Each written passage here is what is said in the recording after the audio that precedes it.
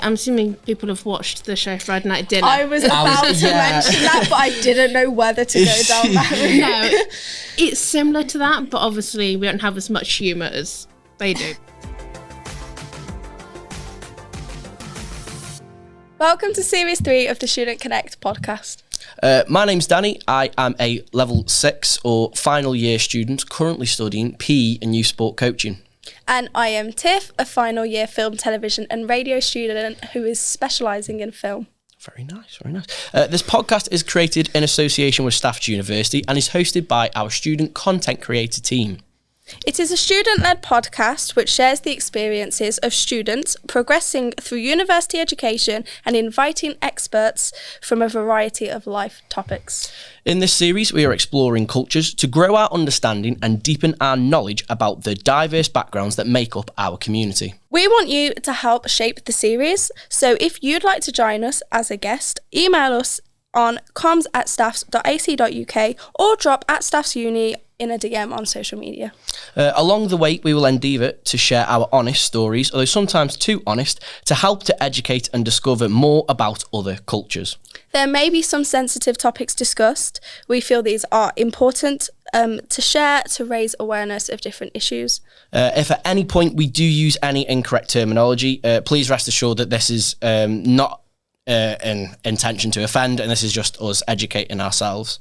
So without further ado, let's get started. Get straight into it. So Tiff, how are you? I'm good, thanks. I'm back in the podcast scene. I've missed it. Yeah. I've really missed it, honestly. Yeah. I've been so busy, so much has happened, so it just feels like it was ages ago. No, it's good to have you back. And obviously we had Hanukkah with us last time, and she absolutely smashed it. She was brilliant.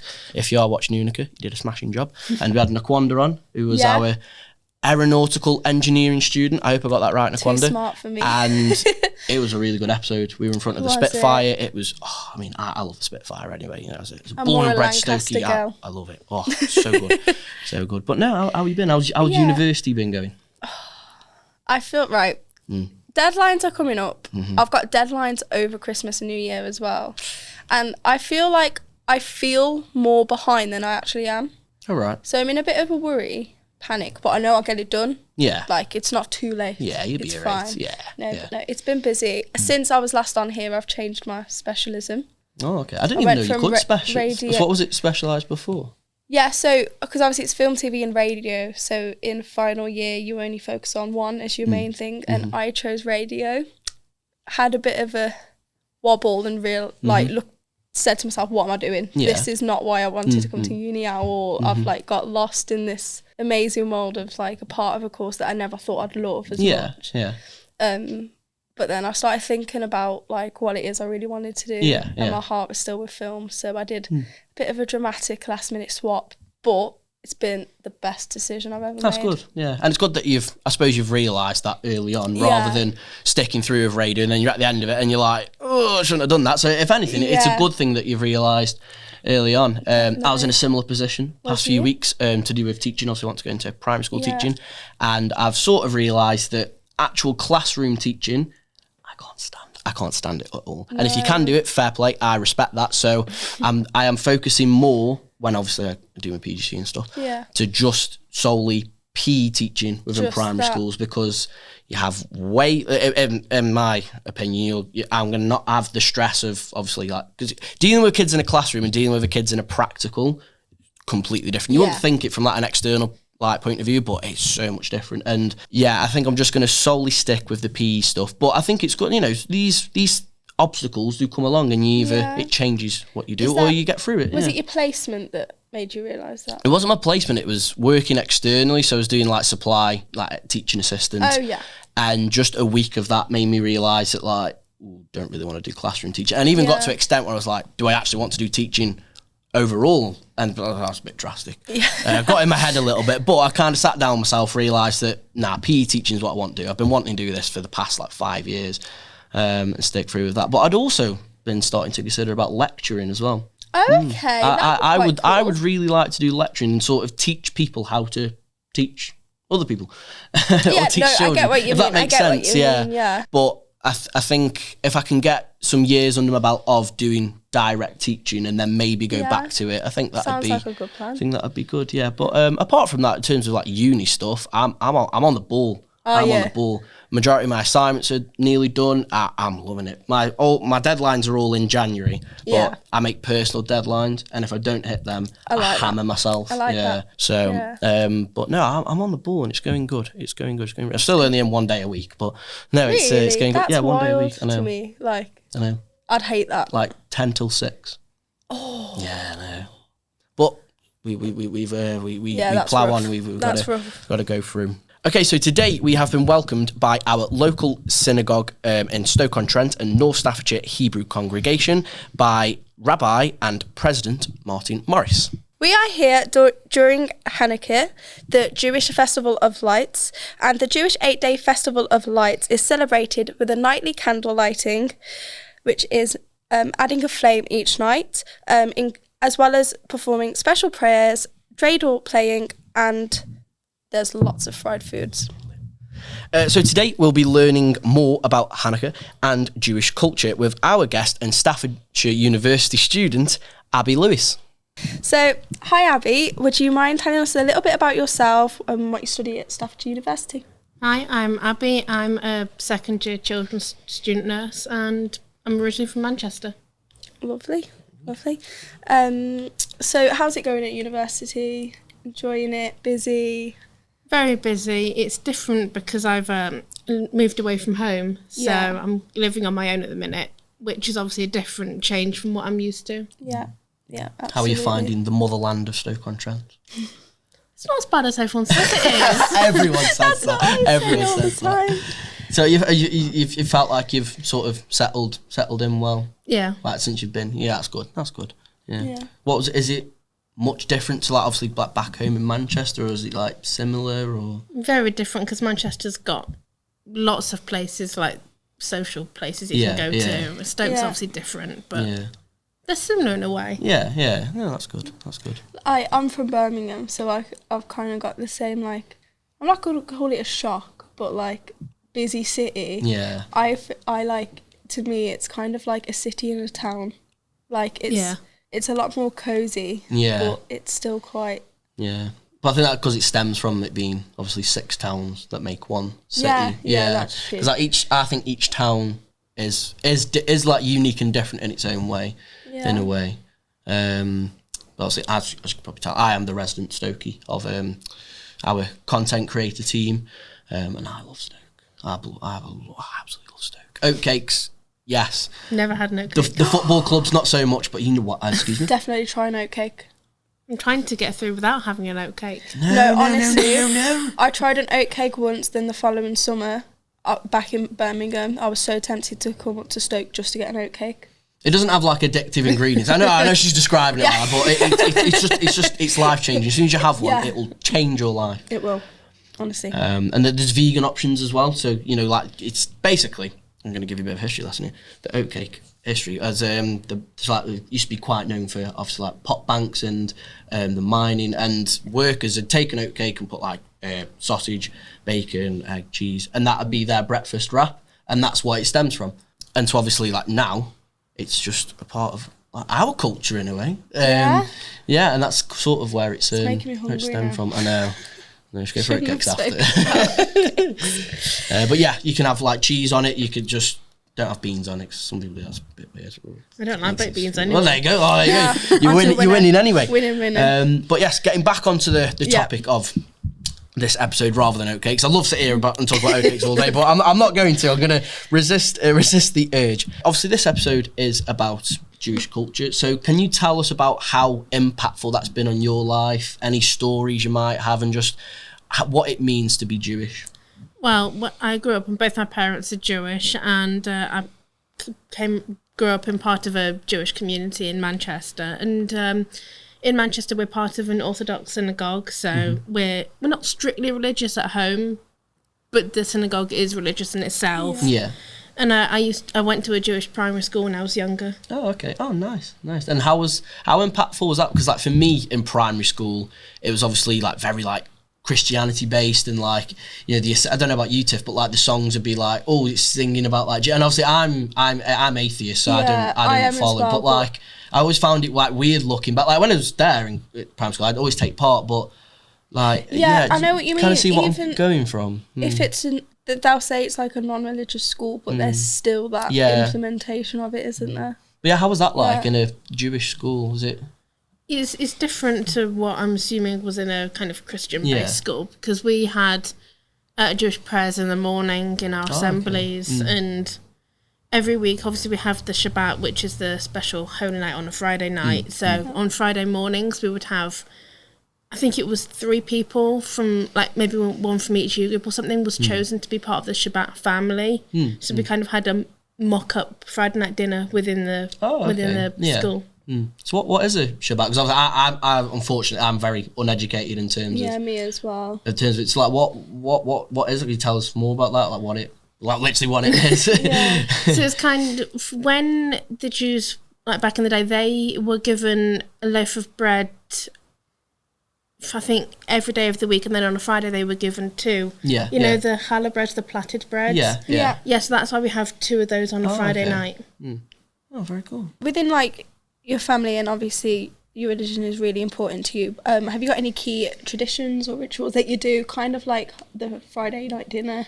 Yeah, I was going to say, I'm assuming people have watched the show Friday Night Dinner. I was about to mention that, but I didn't know whether to go down that route. No, it's similar to that, but obviously we don't have as much humour as they do, because it's a cracking show. If you've never watched Friday Night Dinner, watch it. It's a cracking show. Yeah. So like we would light the candles on a Friday night. Me and my mum and my dad would say a blessing over the children, and we would have the plaited bread, and we would have chicken soup and roast chicken. Oh, nice. Ooh. Yeah. I do love chicken. I don't know why I'm whispering. I don't know why I'm whispering. Apologies. Don't know why I was doing that. So, how do you celebrate the major holidays with your family? What's that sort of like?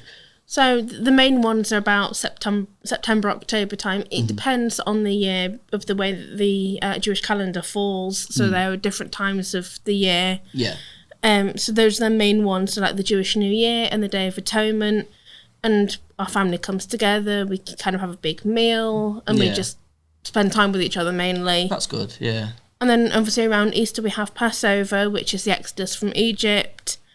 And I know you want me to talk about the importance of food later on. Yeah. But obviously that's kind of a main part, because that's what kind of draws people in and draws family together. Yeah, that's good. So is there like a real, within like the Jewish community, like a real sense of like, what's the word, like family being a really important thing then? Yeah, that's good. So moving on to like the community and the synagogue life, how do you participate in the Jewish community, and what role does the synagogue play in your life or in your family's lives? Well, since I've been in Stokes now, it's my 2nd year, I haven't had much experience, because I haven't found that to be a big Jewish community like there is back at home. Yeah. But obviously back in Manchester, our synagogue is really big, and it's quite a close-knit community. And I still remember my mum bringing me and my brother to services when we were children in the synagogue. But it's important to know that it's not just a religious area, it's also a communal centre. Yeah. So I used to be a leader at the Jewish Brownies Pack, which we held in kind of the creche in the area at the bottom of the synagogue. And our rabbi, he's very communal and inclusive. So even if I don't attend regularly, he will still kind of point out to me, oh, hello, it's nice to see you, if he hasn't seen me for a while. Yeah. And just touching on that point as well, as you mentioned, working with the Brownies and the creche, has that played a part into your course that you're doing now? What was the course again? I don't want to get it wrong. Child nursing. Child nursing. So obviously, has that played a part in you kind of realising, oh, maybe that's the pathway? I mean, I've kind of always wanted to do children's nursing from a young age, but it's also helped me to kind of give that leadership skills and definitely transferable skills. Yeah, definitely. No, that's good. That's really good, because obviously, like for me, like obviously mine's like a coaching background. Been doing that since I was young, and that's made me realise that I want to work with children. So like them experiences that you've had there, it's good that you've had them.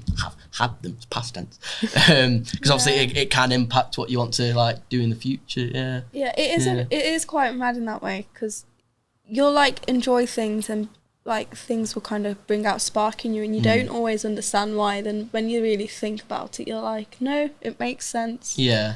But I suppose it's good to have them like external opportunities and do things that are probably a bit different to what you'd normally doing. Like my little sister at the moment, she's started playing football.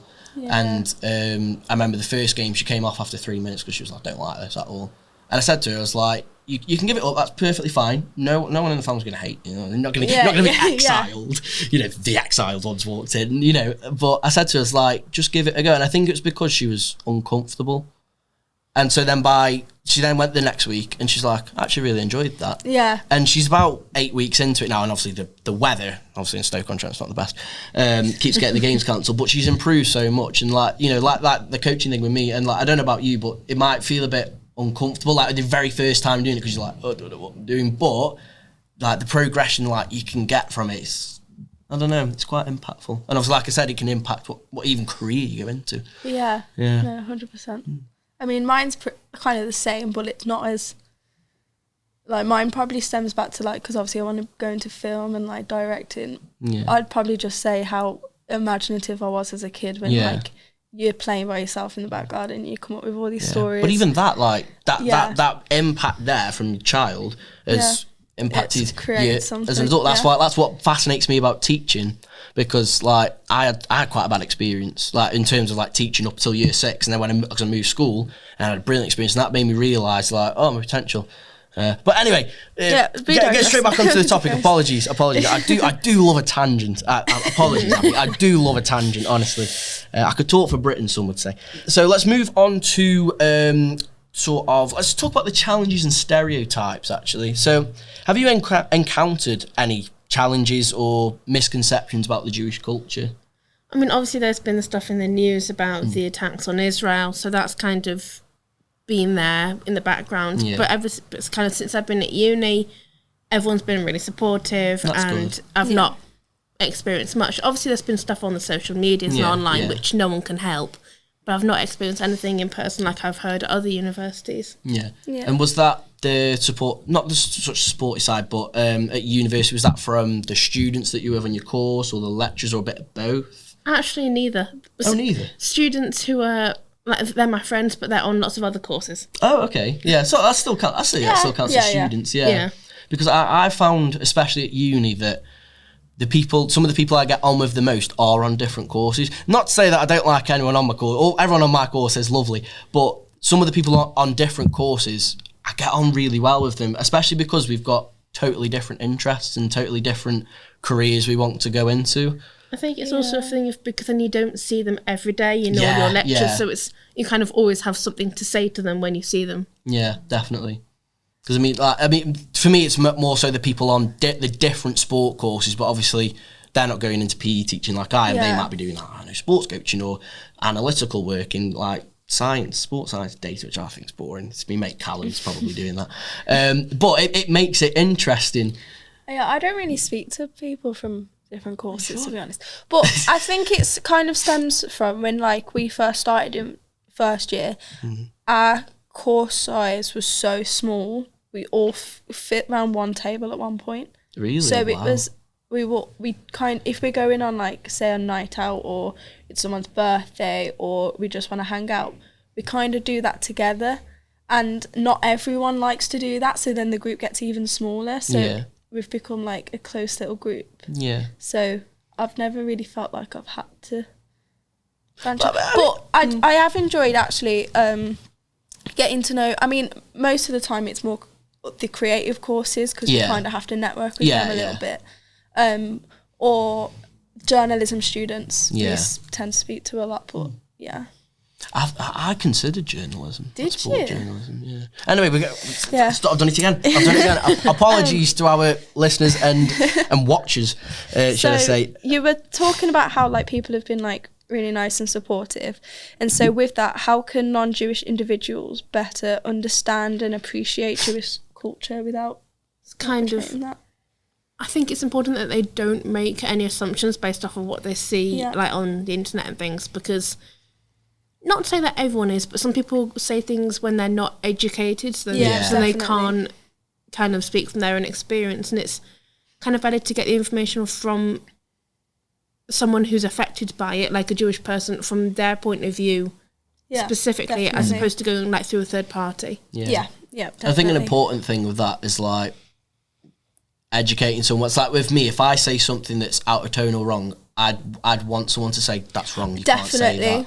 Because, I mean, there's a part of my life when I was like, you know, like 14, 15, 16, and this is common amongst like boys that age, where they're not educated and they'll say things that are really out of tone. And it wasn't until I educated myself during college that I realised that like half the stuff I think's really wrong, and like I shouldn't be thinking like that. Yeah.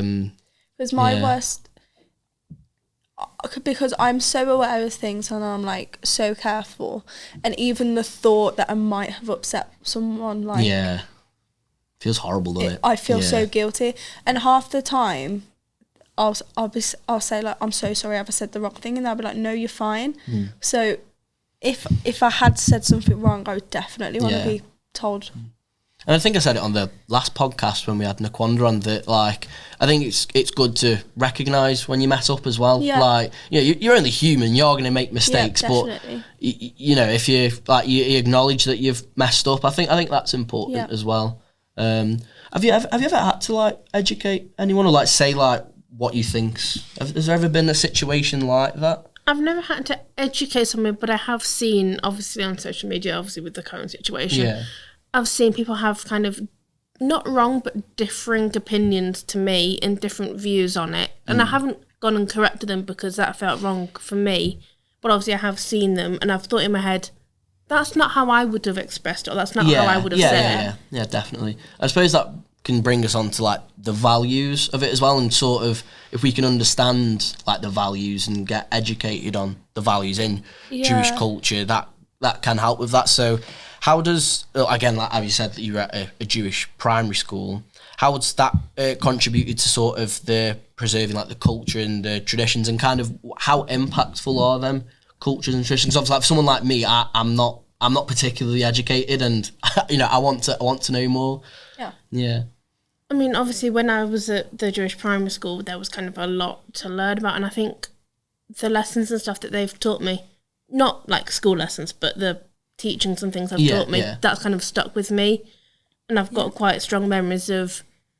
I think I was on the Shabbat family at least 3 times, and I remember everyone who I was doing that with. That's really good. Yeah. Oh, nice, I like that. Are there any specific values or principles that are important to you, or like what's one of the values that like is most important to you and like impactful? Personal kind of attachment, is that the right word? Like, what's the most personally like meaningful one? There is one which says that if like on Yom Kippur, which is the Day of Atonement, where you fast for 25 hours, there's a rule on there, and also for Shabbat, that says that if you're going to save someone's life or you're helping like medical treatment, then you are allowed to break that rule. And obviously as a nurse, I think that one is quite important. Yeah, that plays into that massively, doesn't it? And any very kind of religious doctors or nurses, like very religious Jewish doctors or nurses, they may kind of eat on those days because they are providing that care to the patients. Yeah, I never knew that. No, me neither. But again, it's really great that we've got this opportunity here with this podcast to talk about to discuss this, because I would have never known that, and I suppose it's good that that's something that is like not accepted, but like is an option to do. And I suppose that plays massively into like your role that you're going into. No, that's really impactful, isn't it? Yeah. I like that. So we're going to move on to a bit more of a, fun's the wrong word because it's all really interesting, but we're big music, art, yes, we love music, film fans. I mean, we've already brought up Friday night dinner. So within Jewish culture, are there specific forms of art, music and entertainment that are close to you? There are, particularly when a Jewish boy or Jewish girl becomes a Jewish adult, or their bar or bat mitzvah, it's kind of typical to have a big celebration party, and there's often lots of music and Israeli dancing, where typically the men and the women are split into 2 different circles, so we'll dance separately, but then music kind of is a common factor with all of us. Yeah. What sort of music do you listen to? Like, not just specifically like Jewish music, like outside external music, sort of you go to? I'm pretty big musicals fan. I can't lie. Oh, musicals. Okay. I love the Matilda one the other day. Yeah, love that one. And it's on TikTok. Is it Tick Tick Boom with Andrew Garfield? Have you watched that one? I've not watched that. I really want to. I've not watched. It's right up my street. I'd love a musical as well. So music student, not music student, media student. I know. I can't watch so all good. the films. Well, Come on, yeah, I'll be there all day. Not Tiff, you got to get on years. that. It's so good. Okay, I'll do that. I'll add it to my list. What's the main song? 3090. Oh, it's brilliant. Is it 3090? Don't know. I've not seen it. You've not seen it? No. Right, when you get in, right, and the viewers, watch Tick Tick Tick. It's either Tick Tick Boom or TikTok Boom, like something like that. Tick Tick. Tick Tick Boom. Oh, it's so good. I love it. Mainly because I love Andrew Garfield, but it's so good. It's so good. Are there any like sort of, how can I word this, sort of like movies that are impactful in like Jewish culture or like depict Jewish culture? Are there any? Yeah, that's a good question. I hope I've worded that right. If that makes sense. I know what you mean. Yeah, I know what you mean, but I don't think there are any. No. I mean, have you heard of the book of The Boy in the Striped Pajamas? Yeah. Yeah, so that's obviously kind of important as well. But I don't think there are many films. Yeah. I've got a question. So I have a feeling like this is wrong though, but I remember learning, because I did music as a GCSE, and I'm pretty sure we ended up talking about kind of like Jewish music, if I remember correctly. But at Jewish weddings, Yes. is that with the chairs? Like, because when you said the circles and you mentioned weddings and celebrations, it like struck a memory. Yeah. Is that when they like they end up on chairs on top? Yep. Yeah. I've been on them. Have you? Yeah. See, but like you were was thinking then, like, petrified. oh, can I ask that? Like, that's why we're having this because discussion. I We can just- educate. Yeah. Basically, we learnt about so many different like cultures and that within that course that I was thinking I could quite easily get some muddled here. But Yeah.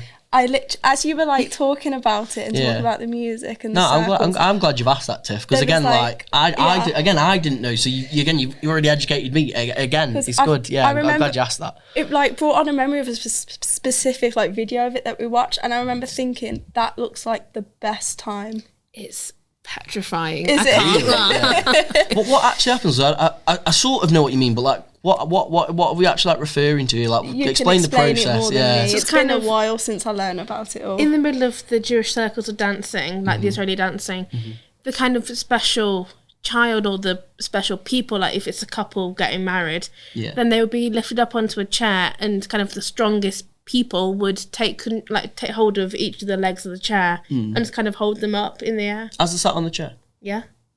Really? Yeah. Wow. It's petrifying. I can imagine. You don't have like a seatbelt or anything. No. Oh. No, What happens if you fall? Or just not happened yet that I've seen. okay. It's like a normal chair that, you'd sit at a meal. You're just on those. So, with regards to obviously the chair, why do they do that? I think it's just kind of to kind of honour and celebrate the personal people and kind of draw attention to them and kind of cherish that they're a special person on that evening or whenever it is. Is it? And again, correct me if I'm wrong. Is it just anyone goes on the chair, or is it a specific person's chosen? No, so it's kind of the person whose event it is. So if it was someone's bar mitzvah, it would be that boy, or if it was a couple getting married, then on the men's side there'll be the groom going up, and on the women's side the bride would go up. Oh, so would it be two people, just one? It would be two because typically men and women are split. Yeah. It depends how religious you are. Yeah. But then typically it's men and women separated. So, in those sort of celebrations and things, why do they typically separate the men and the women? I don't know if this is fully accurate, but this is what I've been told, that it's kind of because they don't want people to be kind of distracted by the opposite sex of people. Yeah. So they can celebrate on just the man whose event it is, or just celebrate on the girl. Okay, yeah. How do you see Jewish culture evolving in the modern world, and how have you seen it? Sort of, I don't know. What's your opinion on it evolving over time? I suppose. I mean, obviously, I can't predict what's going to happen in the future because that's. It'd be good if you could, though, wouldn't it? Oh yeah. Crystal ball. Get your money's worth out of that. I mean, but obviously, because I can't predict what's going to happen, I just kind of hope that it's kind of a welcoming and supportive community for those younger generations. Yeah. That's good. And what steps do you think are important in preserving and passing on the traditions? I think it's really important that the Jewish community remains inclusive and kind of open for anybody, no matter how religious they are or not. Yeah.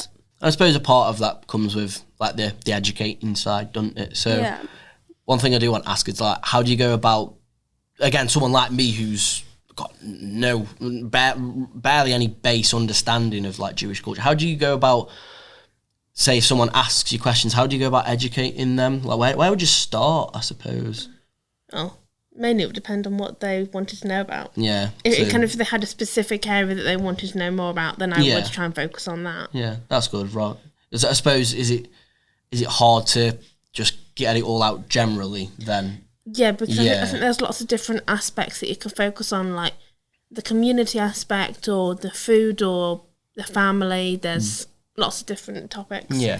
Do you know if there's any specific kind of like content creators or books maybe that people can educate themselves with? Because I know a lot of the time it's kind of like not necessarily your job to educate people, but then if you say to people you should go and educate yourselves, you can't always trust that they're going to the right places. Yeah. So is there anyone or anything that comes to your mind that you'd recommend to take a look at?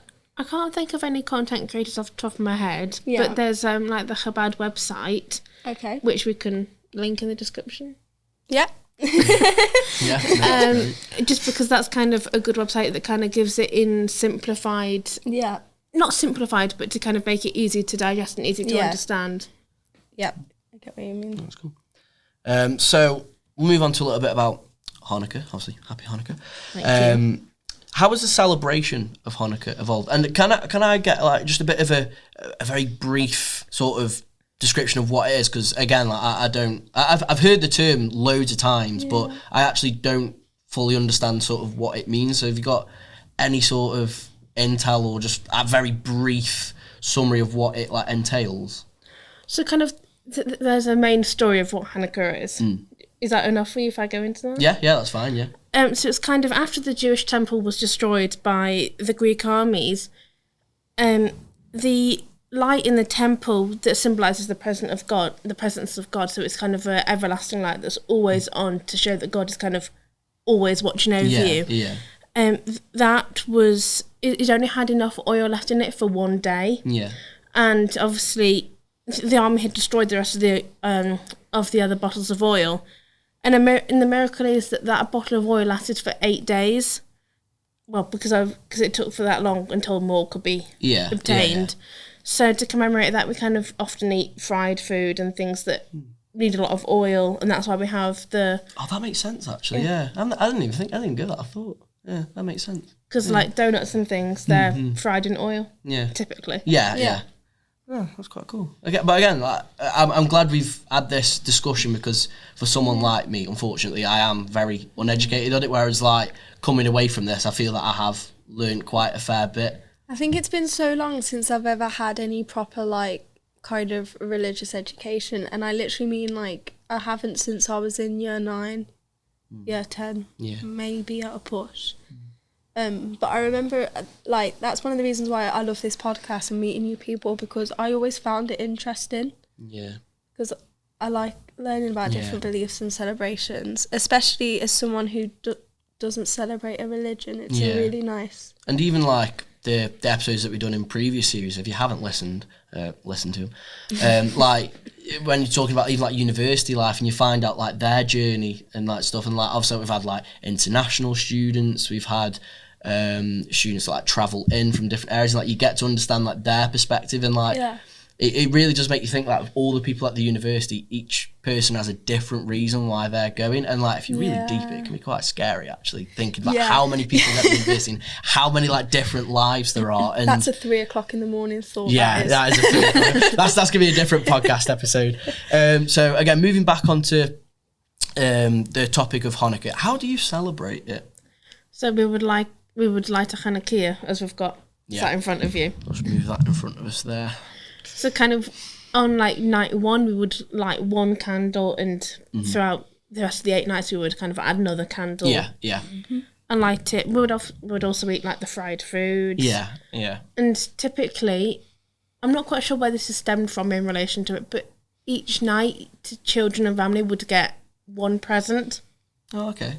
Yeah. So kind of, we'd get one present each night, and that would go on for 8 days. Oh. What kind of are the presents like something specific, or could it literally just be a present? Be whatever you want. Oh, okay. Oh, nice. Yeah. For 8 days. Yeah. Is there like That sounds quite good. Is there like a system where, say, the first present's smaller and then it gets to like a bigger like main present? I'm gonna quote that, but like, or is it literally a mix? Or does it gradually build up to something like a bigger present, I suppose? I mean, if you get what I mean. Yeah. It does, but I know that some families don't often do that. It's not what everyone does, but typically it would go from smaller to kind of bigger. The biggest one to kind of celebrate it all. Yeah. And like kind of like, I suppose, like, because it's like, so is that the last day, like the 8th day, the most important, or are they all equally important? They're all equally important. Yeah. It's just to kind of keep reminding you that we're celebrating the fact that the oil would only have lasted for 1 day, but by my reckon, it would have lasted for 8 days. Yeah. Oh no, that makes sense. No, okay. Well, that's good. So, one of the last questions we're going to ask you is: are there any new or creative ways that people sort of incorporate Hanukkah into their lives, or how do you do it? Try to incorporate it as much into your life. I mean, obviously, being in student accommodation, you can't light candles because it would probably set the fire alarm off. Yeah. So we don't recommend that. Please don't. So you can get electric ones that are just like a little light that you can switch on. Yeah. So then you're still kind of treasuring that tradition and that festival, but you just can't light a candle. Yeah. I suppose, I'd imagine it's not the same, but at the same time, it's sort of better than nothing. It's still something. Yeah, it's something. One thing we do want to ask you about is, how do you participate within the Jewish community, and what role does the synagogue play in your life? Well, so kind of since I've been at uni, I haven't found there to be kind of a big community, so it's not played that big of a role. But obviously back home in Manchester, not that I'm well known in the synagogue, but kind of people will go, oh, it's nice to see you, you've been away, how's uni, or things like that. So it's kind of a really close-knit family with them. Yeah, I suppose that's good that they've sort of remembered you as well, and it does show that value that they have, that obviously everyone's included, everyone's got a really high importance, which is really nice. Like a community that way, doesn't it? Yeah, I like that. I think we have sort of touched on this, but are there any community events that are quite meaningful to you, or of like festivals? Like which ones sort of like stand out to you? I mean, I don't think there are any particular festivals as such, but there's our synagogue does Mitzvah Day, which is where you would go around and kind of do good tokens with people. It's like good deeds and like donate to charity and things. So typically we would hold a kind of a day where we would go around and give donations to hospital wards or either ambulance services or people like that who obviously everyone are impacted by, but just to make sure that we kind of say thank you and are grateful for what they do for us. Yeah, that's good. Lovely. And if there are any students at Staffs that are wanting to get involved with sort of the Jewish community, if you do search up online the Stoke-on-Trent synagogue, just make sure I got that right. They do hold events. If you find them on Facebook, you can get in touch with them and they can give you any more details or any more information, which I think is really good for obviously the community in Stoke-on-Trent. Yeah. And also, obviously, keep an eye on what's going on around the university as well. And if you know any Jewish students, just talk to them. And And also, we have very kindly been given a sort of a movie list that is impactful in the Jewish culture. So that will be linked as well if anyone is interested in that. Yeah. So I think that does about wrap it up. Yep, it's been a brilliant conversation. Abby, thank you so much for giving us your time to talk about it. It's been incredible. It's been great meeting you. Thank you for having me. No, it's a pleasure. Also want to say a massive thank you to the Stoke-on-Trent synagogue. I don't think I'm getting the name fully right there, but thank you for letting us use this venue for our podcast, because this is really surreal. It's incredible. Yeah, and thank you to Rabbi Martin for having us. It's been great. But also, thank you to our listeners and obviously our watchers. It still feels weird saying that. Yeah. I keep like, it's very surreal, isn't it? Yeah. Going from one mode to the other. But no, it's good. So yeah, thank you to our listeners and watchers for taking part. Thank you to you, Danny. Oh, I'm never thanking myself, Tiff. And obviously, as always. Thank you, Tiff, for your hosting. And also thank you to our podcast producer and production editor who does all the hard work behind the scenes. We literally won't be able to do it without you.